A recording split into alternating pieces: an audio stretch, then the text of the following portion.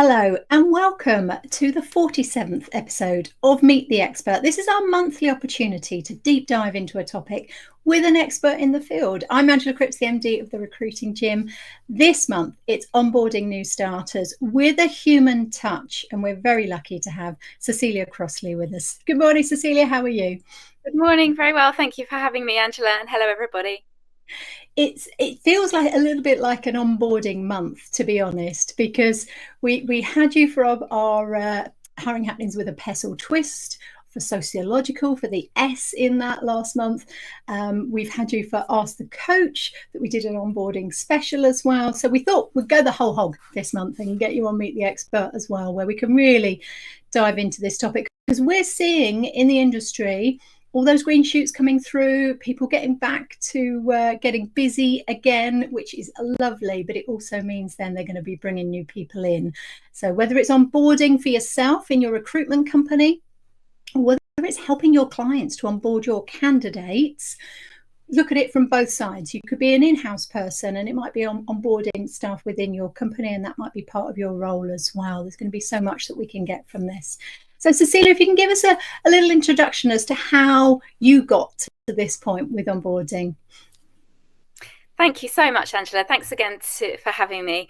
I'm the founder of a social enterprise called From Babies with Love, and we have begun expanding the work that we do, and I'll share the origin story later, to create exceptional onboarding experience for our clients. We do it by embedding impact and values, and all that means in essence is a real heartfelt connection. So it would be wonderful to share with you all today the opportunity for everybody. It's low-hanging fruit, quick win kind of stuff to really create that incredible first impression, reduce some of that attrition that happens. There's the business case for us, and do it in a way that just makes you feel wonderful. It's as simple as that.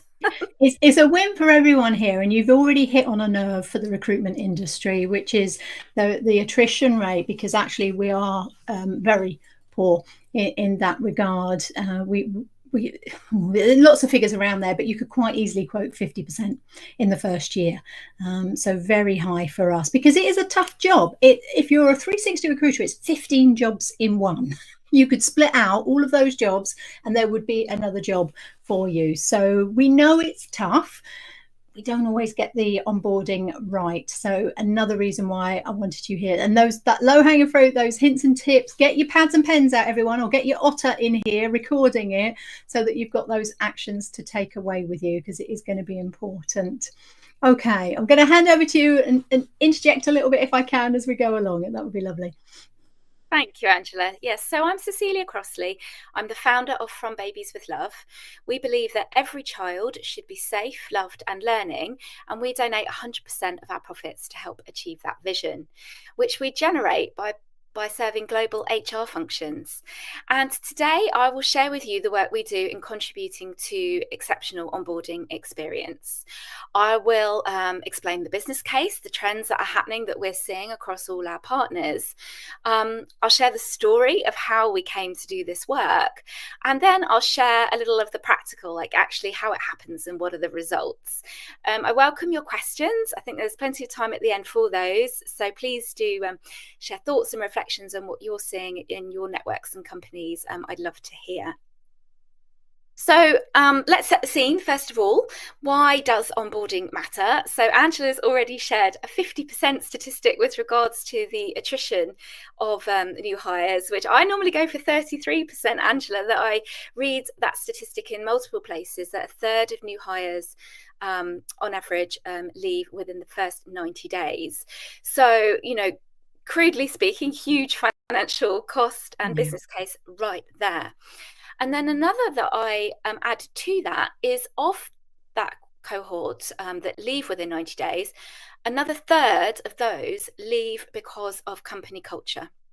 That's the reason they cite, for those that do exit interviews and measure that and what have you, as to why they've left so quickly. So multiplying that out, that means 1 in 10 new hires are leaving because of company culture. And I think that lends itself to that all-important first impression and the onboarding experience. The other piece of context that I'd like to share is that demographic trends in terms of preferences of different groups of talent joining businesses, and in particular changes that are very well evidenced now amongst the Gen Z and millennial groups of employees. I mean, of course, we're hiring a broad range of people, but for companies that have, say, new grad cohorts in particular, or are hiring straight from education, this is a really pertinent statistic. And it comes from Deloitte. And it's 79% of millennials cite purpose as highly influential in their acceptance of an offer and important to them in their job. And that goes up to 82% for Gen Z groups of talent.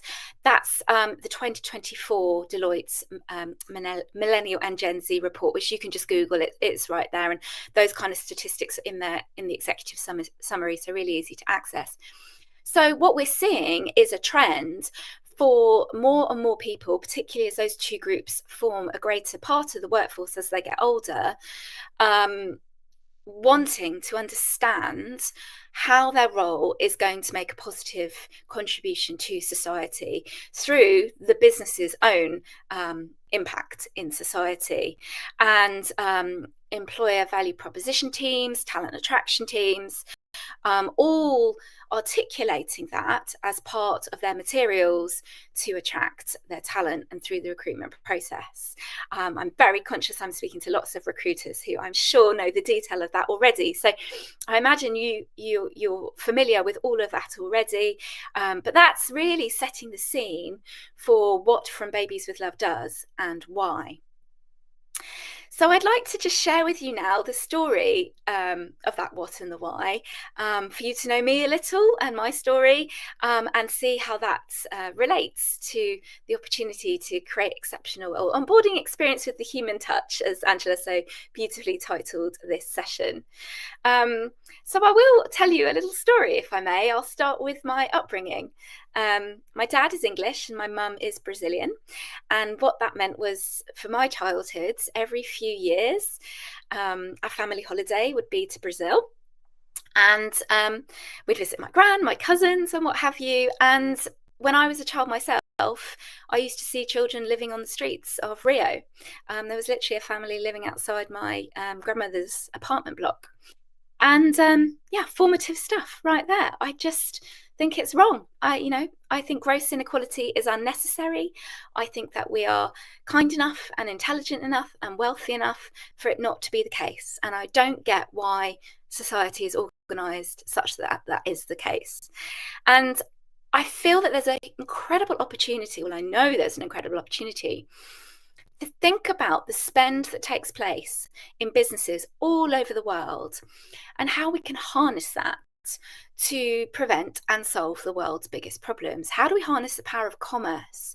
You can look at our global GDP, our global effort, our 9 to 5, the energy that we put into work. And depending on where you are in the world, there'll be a segment that's public sector spend, say 20 to 40 something percent. There's a segment that's philanthropic, your charitable giving or spend with charities, say that's about 3%. But the rest is business. It's private sector, corporate, commercial trade. And that makes up the majority of how we spend our efforts every day as a global economy. And so to me, that's the smartest play. That's the opportunity for each of us, no matter what we're doing, to think about, well, this role that I have, this task that I'm doing, how can it have a positive impact in society? Seemingly small, but of course, if we all do it, it's enormous, and I think puts us on a higher and better trajectory to achieving things like the UN Sustainable Development Goals, which we're woefully behind in doing so. Will be no surprise to anybody.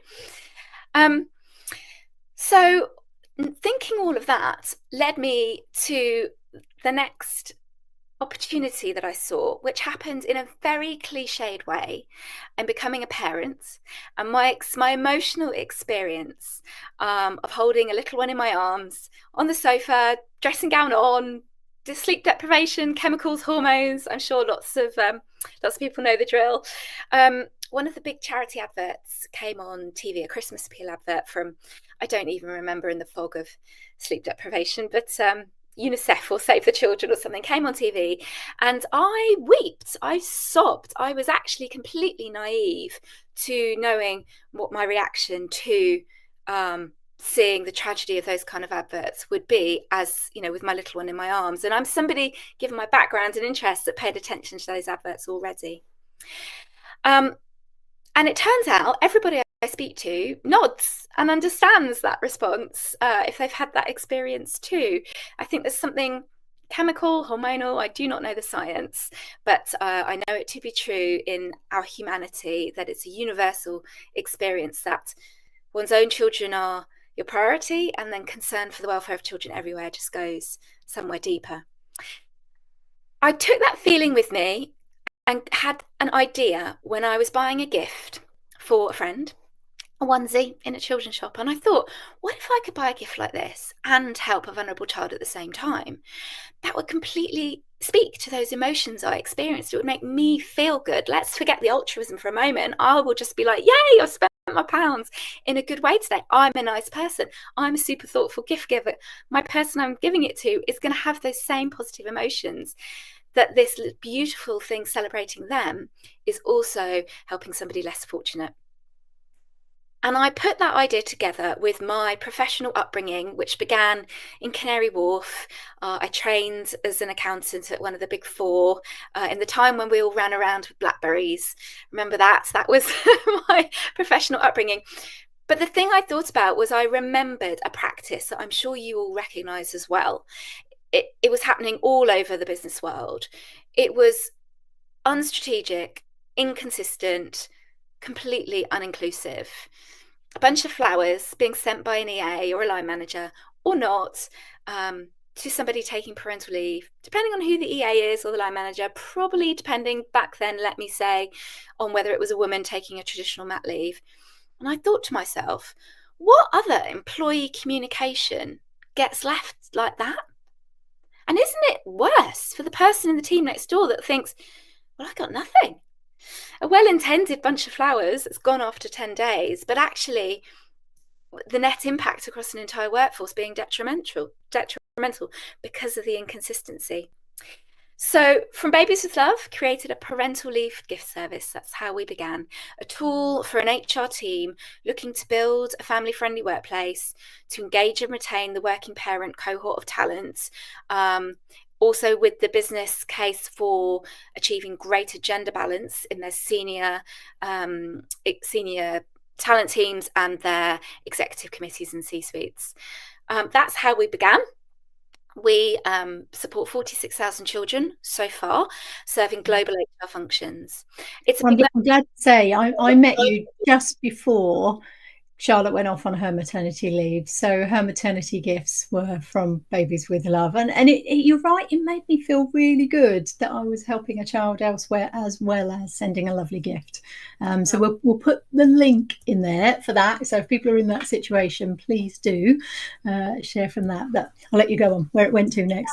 Thank you, Angela. Yeah, we come to the onboarding part of the story now because, well, thank you so much for sharing how you felt in being the gift giver, because what was happening, what we were creating for the companies that used us as a tool was a connection between people values, between showing genuine care and thoughtfulness and meaning, and broader corporate values, objectives around showing how that business sees their role in society, articulated perhaps through a business purpose, articulated through values, articulated through an ESG or sustainability or CSR strategy. We don't need to get into the differences of all of that, but it's that human touch, as you say, and at the heart of that, showing that they care. And the response coming through from the employees and receiving their gift communications, it was showing up in LinkedIn posts. You can imagine, it's not just like, here's another report, it's here's a photo of my baby and I'm so grateful to my company. And not only that, this is also helping a vulnerable child. And it's like ping, ping, ping, ping, ping on the likes, and the algorithm loves it. And then the talent attraction teams are like, well, how much did you pay for that post? Can we pay for some more? Can we expand that program? And they'll be like, no, that was absolutely organic, authentic employer voice. It's the genuine employee experience that the service was creating. As that grew, in conversations with the companies that we supply, they started asking us to do the same thing at other points in the employee journey. Create that incredible impression and tangible values in action employee communication from onboarding to retirement. And parental leave became one of 10 different moments that matter that we serve our clients with. And onboarding has become one of the most popular. And I can see why. In that context that I began with, in sharing the drivers that are happening in terms of the effort that goes into recruiting new hires and what those new hires are looking for, it totally makes sense to me that that first impression, that merch that so often gets given as a welcome gift, can so easily be transformed to create heartfelt connection and meaning by adding in impact. Those same principles that create the connection at point of parental leave can do the same for onboarding. So here, of course, we're not giving a onesie and a blanket and things that have nothing to do with whoever's joining a new company, but I saw it so much over the pandemic in particular. I think perhaps people were receiving it at home and posting it on LinkedIn. And I just saw, I mean, so well intended, don't get me wrong, but I saw the opportunity to transform. Again, same idea, spend already taking place on a notebook, on a coffee cup, on a lanyard, whatever it might be. I had the same thought. What if those items that are welcoming and celebrating a colleague can also help somebody less fortunate? It will add meaning. It's so empowering. It's so positive. And it reflects so well on the values and the culture of the organization in action. And I think what's so special, why is onboarding proving so popular for us at the moment? It's that first impression piece. It's that expression of company culture from the off, that it's not a silver bullet. I know that communicating culture in those first 90 days of any new hires is not just about the welcome gift they receive, but it's that small gesture, big impact kind of principle, because it connects with the heart. So much like that parental leave experience, we're now a tool in an onboarding program for any employer to communicate purpose, values, culture in a heartfelt, human way from the word go. This is something, obviously everyone has an onboarding progress, for better or worse. It might be an hour at the beginning of someone's starting point, but there's that opportunity to make a really good first impression, and you would hope they've got things set up like what they need, and their email address is set up, and yeah, a cup and a mug and a notebook and a pen and things that people can then utilize. So like you say, this is happening already. So to make that first impression where you can see the values of the company in action, because that's the difference, isn't it? People will join a company because they go, yeah, this fits with me, the culture seems right. Obviously, in tough times, people will join companies that don't, but more often than not, if they've got a choice, they're going to go with the one that actually they feel like they can thrive in, and that they're going to really perform because of the way the culture is set up.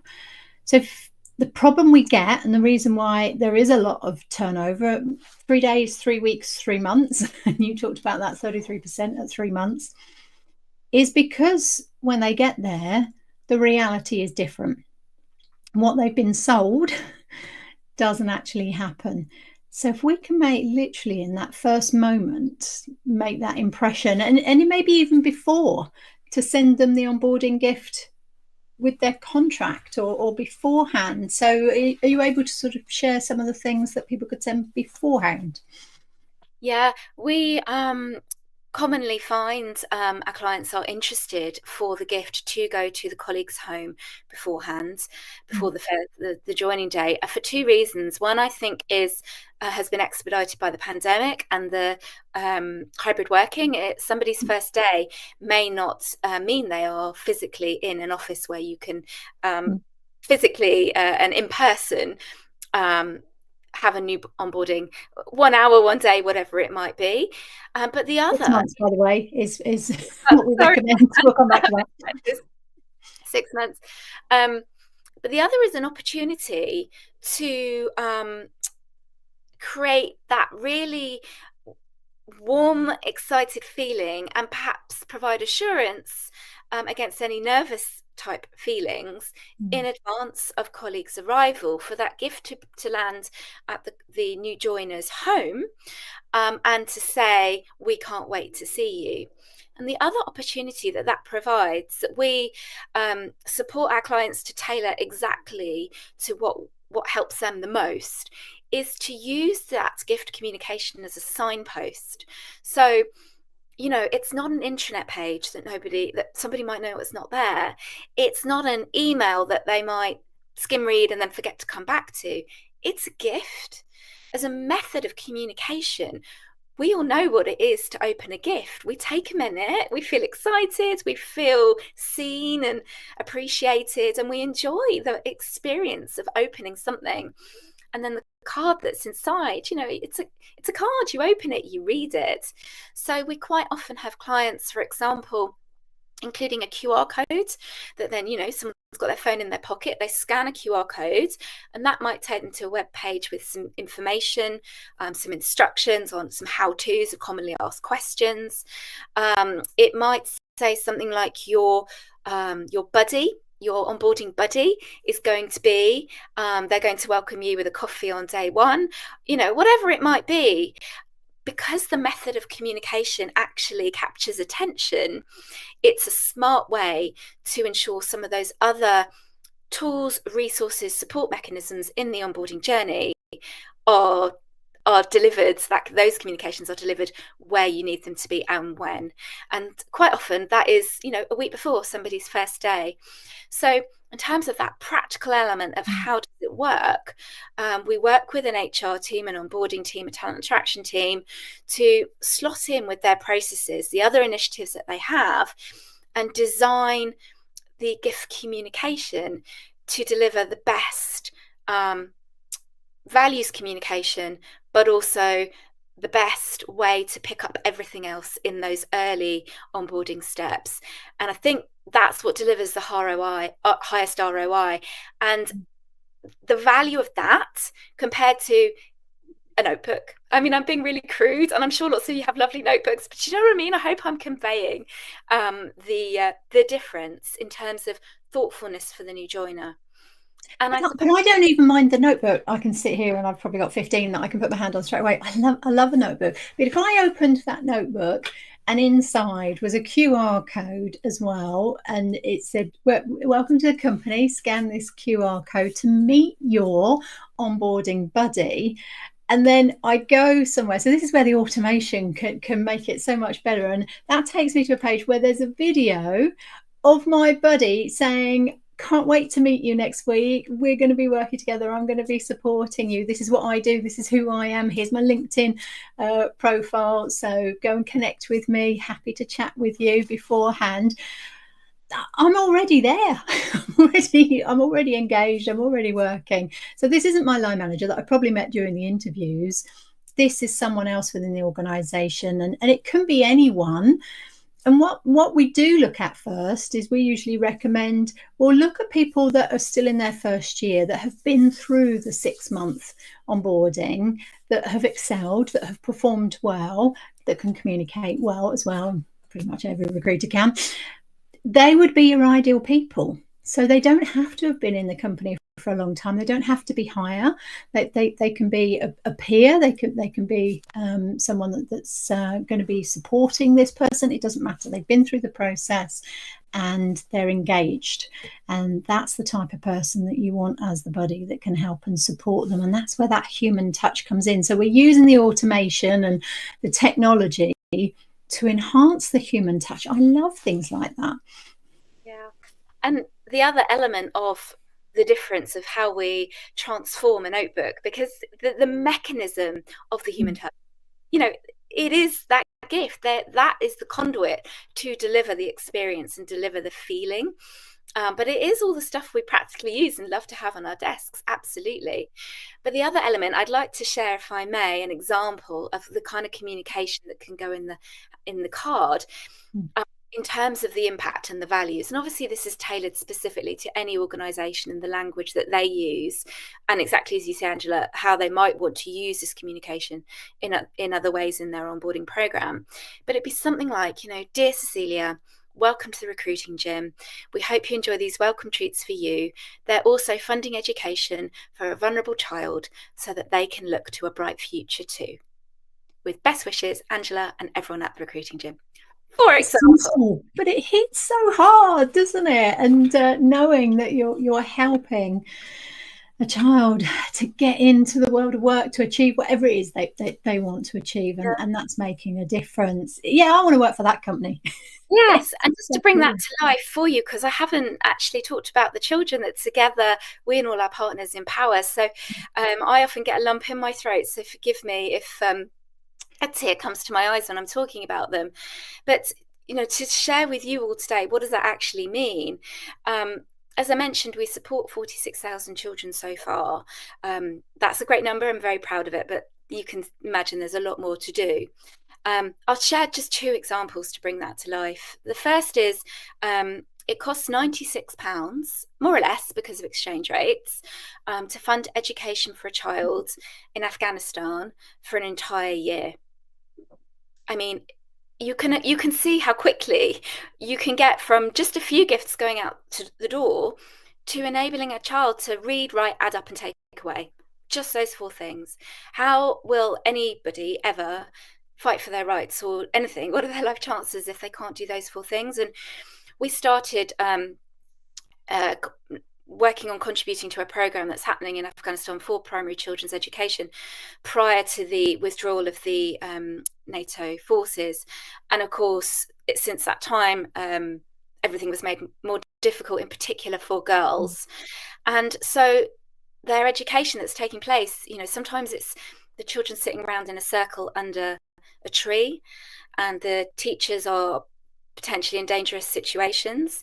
But for the girls in particular, what chance do they have in life if they can't read, write, add up and take away? So that's one example I thought to share, because we'll probably remember those headlines and should still be seeing the headlines, of course, more than we do. But the other one I thought to share was in respect to the invasion of the Ukraine, where our charity partners were sharing with us the stories of children in the East being put on a bus or a train with the phone number of an auntie or a member of their family somewhere in the West, say Lviv, or even perhaps Poland or Romania, just being sent, primary age children again being sent west by themselves. And so we're funding the social workers who are at the bus station, at the train station, say in Lviv, to welcome them and, to give them a hug, to give them a juice and a biscuit. And identification and reunification with their family, extended family, wherever they are the priorities. You always want a child to be with their family, even if it's their extended family, not biological parents. And then if not, to ensure that they're cared for and continuing their education and receiving psychological support to overcome trauma. We support children in conflict zones all over the world. Who knew that we would be supporting children in Ukraine? But of course we are. So I thought I must share that. I've talked about this heartfelt connection and the human touch. That's the impact that transforming onboarding moment makes for the children, as well as having described what it means for the new joiner in understanding the culture of the company they've joined.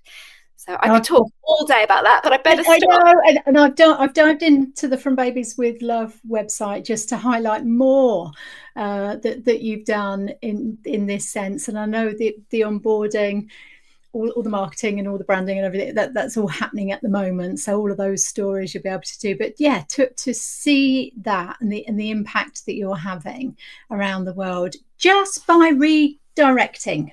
It's not that you're spending more, and obviously you've got the sustainable goals that you're helping there as well. So if you are part of that, if you're a B corporation, these are all things that you can do. And of course, we want to highlight what you do. But as with all of our Meet the Experts, it doesn't necessarily have to be something that you are you go to another company for. The aim is you could do this yourself. You've got the time, the effort, and the resource to do it, or you can link up with Cecilia and see how she can help your company. That's sort of the key to this. But these are all things that you can do yourself, isn't it? And it's just by taking a moment and thinking about what is it we're doing, where are we spending our money, how can we make sure that what we do, one, has the impact, and it's just not an empty gesture in that sense. So think about what you are offering, but then taking it that next step further and utilizing it to then support others that are going to need lifting up as well. It's just wonderful, Cecilia. So I was so glad that I met you. Thank you so much, Angela. You summarised it beautifully there. And just to go back right to the start of how I said I'm going to introduce a low-hanging fruit, a real quick win. You summarised it beautifully, because so often we see that spend is already taking place, that it's a supplier switch in so many cases. And for those that work in companies that also have internal communications function, they love it. All those photographs you kindly just put up on the screen there, they become stories of values in action. Companies that have sustainability teams, CSR teams, ESG teams, they love it too. We're hitting objectives for them also. Procurement teams love it, because procurement is also looking at driving social value through, those pounds that are already being spent, pounds, euros, dollars. I don't know where everybody listening is today. But there are so many other stakeholders in addition to the onboarding teams for which this creates an absolute win. And I call it a quick win because creating culture, we spoke at the beginning about how culture is a reason that 1 in 10 new hires leave in the first 90 days. And creating culture is hard, or changing culture is hard to do, and it takes time. It's a sequence of lots of different nudges that create behavior change that builds a culture. And so this is one that's quite immediate and can be done very quickly, because it is just a supplier switch and a bit of design work with us to hone in on that exceptional experience. And then it carries on. It's water cooler moments, it's internet articles, it's LinkedIn posts, and it's those EVP teams coming and saying, how did you do that? Can I have some more, please? So I just wanted to bring that back round to, the why and the what, as I said at the beginning, and how easy and simple it is. Let me just highlight this comment from Martin Warding over on LinkedIn. It won't all fit on there, so I'm going to read it. But onboarding with a human touch is absolutely critical. It sets the tone for an employee's entire journey with the company. When done right, it builds loyalty, trust, and engagement from day one, which has a huge impact on retention. So again, I've just put a question in there. When was the last time you reviewed your onboarding process? It might be you've not recruited for a couple of years since the balmy heydays of 2022 in the recruitment industry. And now when you look at it from 2 years ago, maybe that was a hash job because of COVID from when you were recruiting. And it might be a 2019 version that you're utilising quite easily that actually really isn't fit for purpose now. So if we can look at all of the elements of it, bring that human touch in, it's going to make such a difference to your retention, which is again bottom line. So if you're looking for a reason for it, all of those, and thinking amount of time, effort, money goes into recruiting someone. Hey, we're recruiters, we know this, and we are inherently bad at doing it for ourselves. All the stuff we put in for our clients to make sure we have a great hire, we don't always do for ourselves. It's a bit like doctors are the worst patients. It's that type of scenario, unfortunately, in our industry. So what else could people do to do this onboarding with a human touch, Cecilia? Well, we've spoken about the buddy system already, and one thing that we've been seeing across our clients being done very well with just a little bit of thought, and again, it's not cash out the bank, it's a little bit of effort, but it's matching a new joiner to somebody in the company who perhaps had a similar experience. And I think there are cohorts of talent now being encouraged to perhaps come back to their careers after a period out of paid employment. They may well have been working still, but perhaps with caring responsibilities in the home. And I think there's something very simple and can be done very sensitively to how they might be feeling in terms of loss of confidence, or feeling like that they've forgotten everything, in terms of how quickly the working world has moved on with introductions of technology, happening every day, isn't it? That is going to be perhaps making them feel anxious as well as excited.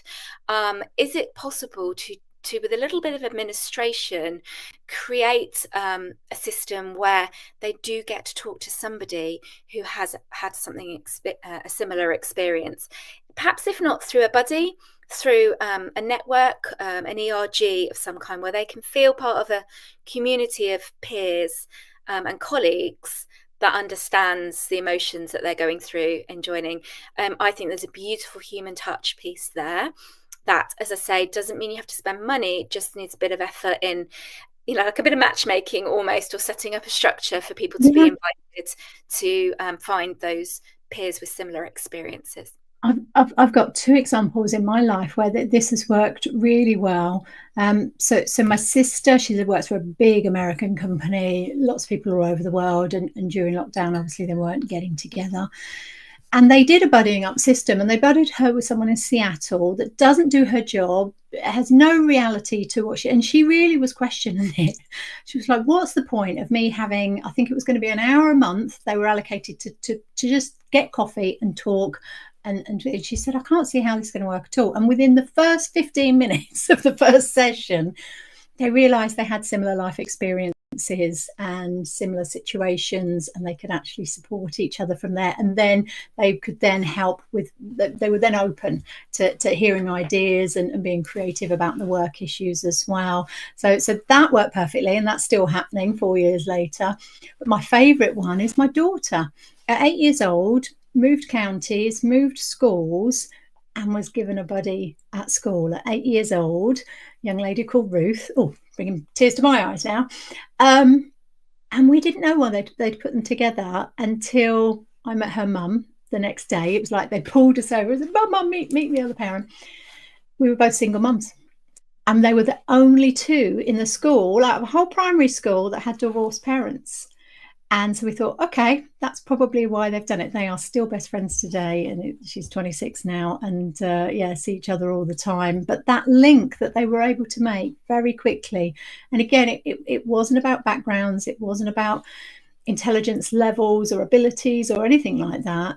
It was that one thing that brought them together, that they could support each other and made a huge difference in their lives. So I love that fact that you're right. It takes a little bit of administration and for people to open up and share. But if people are willing to do that, it can have a huge impact. And talk about human touch. I mean, that really brings it to life, doesn't it? Yeah, thank you so much for sharing that example with us, Angela, because I think the fact that she's now 26, so 18 years later, right, if I do that maths quickly in my head, that shows how much it meant to you. That shows the power of the human touch. Yes, you've shared one, it's anecdotal, it's one story from you, but you're telling it 18 years later, and that same thing happens for companies and their employer brand, and because it's human, because it's a story, because it means something, the poignancy of that, I think, it just lands in a different way to any advert or just a notebook with a logo on it. Coming back to my notebooks. But that's the opportunity that I'm talking about, to embed that in those touch points at those first impressions that land exactly in that way. So there needs to be some thought in this, doesn't there? So we are going back and saying, look at your onboarding process. Where's the human elements? Where's the opportunity for this person to feel supported when they do have those moments, whether it's of anxiety or imposter syndrome, questioning? We all do that, and especially in a new job. And unfortunately, a lot of people before. We know the counter offer is very powerful that week before, and it's better the devil I know. And we lose a lot of candidates that way in placements where they could have potentially shined. So all of these things that you can do to make that transition a little easier is going to make a difference to the bottom line. I might as well say it. Yes, we're business, we're corporate, like you said, but getting those people in, making them feel welcome, giving them an environment where they can shine. Oh, that's what we're all about. And that's what makes the difference to individuals as to whether they're successful or not. So there's no reason why not to do that. If you do have a question, we've only got a few minutes left now. So I'm sort of dipping in between the different locations, although LinkedIn does keep saying it has issues loading the event, but whenever I refresh it, it is there. So as long as the comments are working, hopefully I might come out and go back in, because sometimes I do that and all of a sudden there's a load of comments that I didn't see. So apologies if that's you. What I would like to share is again some practicalities, because yes, we're looking at that human touch and so much you can do before. But if you are going to take some time out to think about these, then let's make sure that you're sort of looking at all angles. So what I'm going to show is the overview of our onboarding new starters course that's on the gym. We're not here to sell it, so I'm not putting the link in there. What I'm here to do, and I'll make it as big as I possibly can, is to look at the elements so that you can then have a look and say, okay, yeah, let's do a review of ours.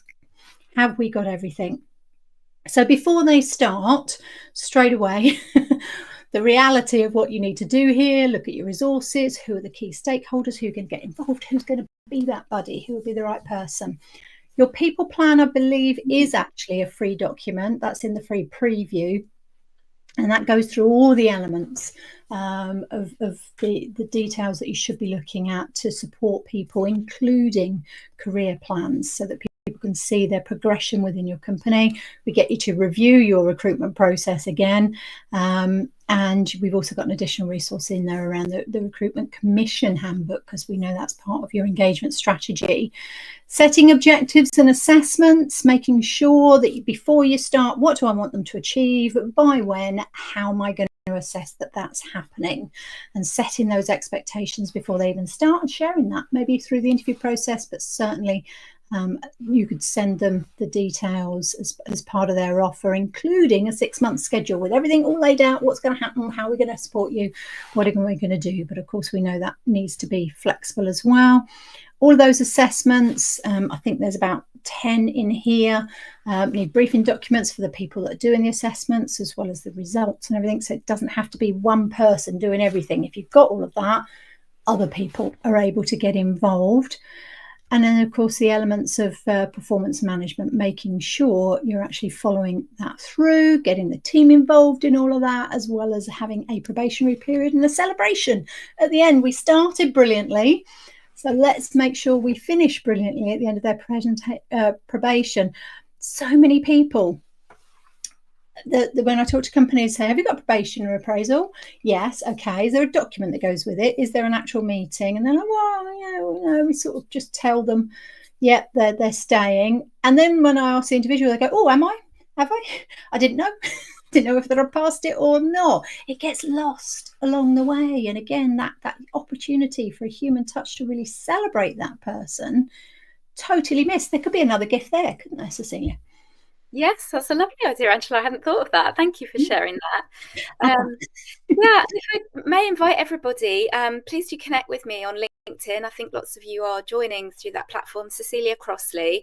And if you connect with me today, I'll know that you'll have been watching this, and I'll make sure that one of our team is in touch to prepare a tailored presentation for your organisation on transforming that onboarding merge to be impact values-led, human touch employee communication.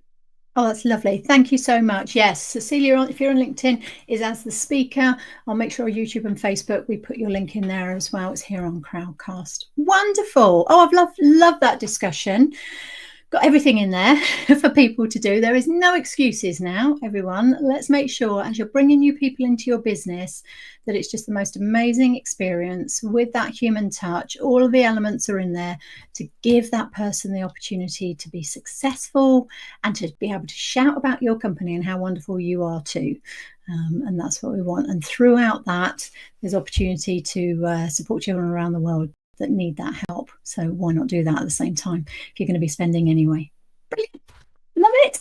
Thank you, Cecilia. Really enjoyed that. And yes, once the new onboarding company is there, please do share all the links with that, and we'll stick this into here. Meet the Expert gets downloaded into the recruiting gym. It's a free course. We offer 8 free courses to everyone in recruitment. So this session will go into there, and there's another 46 to have a look at. You can look at all those topics.